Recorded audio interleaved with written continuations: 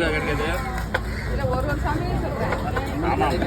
ஒரு இதுக்குன்னு வந்தா இது கிடைக்க மாட்டேங்குதுண்ணா. கிடைக்கும். செட்டில் தான் ஆகணும். அதான் இது வேணான்னு வந்தா தான் கிடைக்கும்.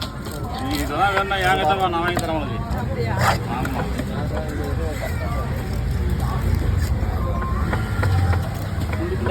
ஆ